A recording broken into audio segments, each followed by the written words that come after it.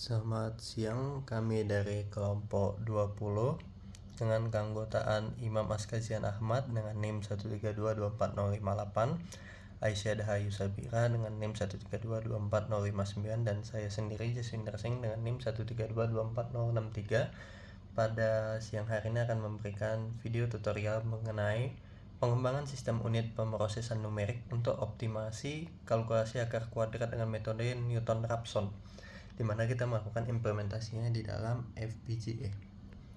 Oke, sebelum kita mulai ke permasalahannya ataupun ke dalam test case-nya, sebelumnya kita perlu tahu bahwa proses pin planar yang kita lakukan di dalam FPGA ini sendiri dilakukan menjadi beberapa bagian. Yang pertama itu untuk sistem clock, kita lakukan di pin 23 sebagai bagian dari input karena ini merupakan sistem sekuensial, maka dia membutuhkan yang namanya itu clock di dalam bekerjanya FPGA.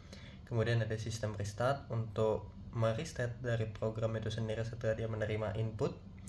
Kemudian ada sistem start yang dimaksud di sini itu adalah force start. Kita menggunakan tombol S2 untuk melakukan force start itu sendiri. Kemudian ada UART untuk RX dan juga TX untuk receive dan juga untuk transmit. Itu dia terdapat pada pin 114 dan juga di pin 113. Kemudian yang terakhir itu ada LED done yang menandakan bahwa pemrosesan sudah selesai yang terletak pada pin 87. Untuk wiringnya bisa kita lihat pada berikut ini. Oke, kemudian kita lanjut ke bagian pengujian. Pengujian dibagi menjadi dua bagian. Yang pertama itu pengujian menggunakan model SIM untuk menguji si Newton-Raphson-nya, dan juga yang terakhir itu pengujian menggunakan real time untuk menguji si Newton-Raphson di dalam implementasinya dan juga hardware itu sendiri, apakah dia bersesuaian Newton-Raphson dengan si hardware-nya itu sendiri untuk diproses. Sebagai contoh, ini ada 10 test case yang sudah diuji sebelumnya. Kita akan lakukan uji pengembali di dalam video ini. Sebagai contoh, jika kita memberikan inputan 0, kita melakukan send AC, maka akan keluar output juga 0, di mana RX dan juga TX yang tadi sudah menyala.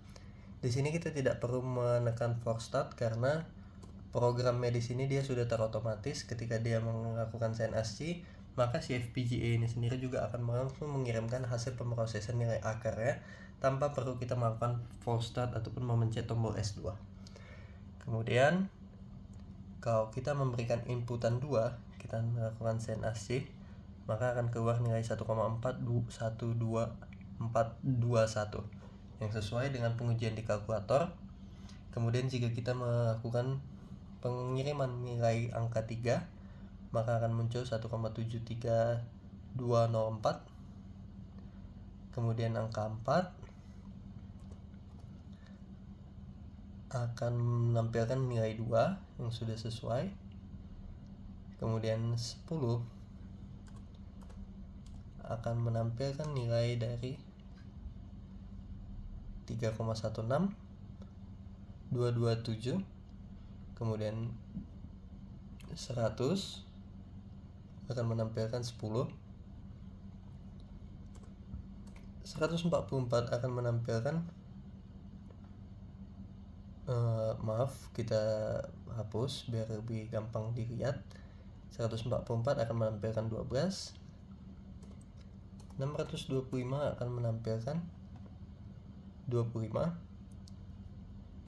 12345 akan menampilkan nilai berikut sesuai dengan perhitungan di kalkulator.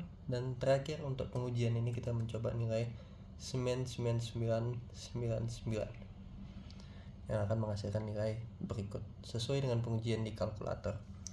Kemudian untuk case-case tertentu, jika kita melakukan inputan bukan sebuah angka, melainkan karakter seperti huruf. Contoh, jika kita mengirimkan A, maka dia akan membacanya bukan sebagai bilangan dan dia akan mengirimkan kembali sebagai nilai 0 dari si FPGA-nya. Contoh yang lain, misal karakter berupa tanda baca, misal tanda seru, kita lakukan kirim send AC, maka dia juga akan sama, dia akan melakukan pembacaan sebagai karakter yang bukan integer, maka dia akan mengirimkan kembali sebagai 0. Kemudian untuk skenario-skenario tertentu, apabila kita menginputkan angka tetapi juga kita menginputkan spasi, maka dia tidak akan membaca si integernya itu sendiri. Makanya saat menginputkan angka itu sendiri, kita harus lebih teliti ataupun lebih berhati-hati, sehingga yang kita kirim hanya sebuah angka, bukan disertai dengan karakter-karakter tertentu seperti spasi ataupun yang lainnya. Karena program yang kita buat di sini hanya mengolah inputan berupa integer, di mana inputan di sini kita batasin sampai ke dalam 32 bit, karena kebutuhan Newton-Raphsonnya sendiri itu kita batasi di iterasinya sebanyak 20 kali, di mana iterasi sebanyak 20 kali cukup untuk menghitung angka-angka integer dalam range 32 bit. Dan juga prosesnya ataupun program yang kita buat ini juga hanya bisa memproses inputan berupa integer ataupun bilangan bulat dengan metode fixed point arithmetic Q4618. Mungkin hanya itu saja yang bisa disampaikan pada video tutorial kali ini. Hanya itu yang bisa saya sampaikan, dan terima kasih untuk perhatiannya. Mohon maaf bila ada kesalahan kata dan juga pengucapan. Sekian dan terima kasih.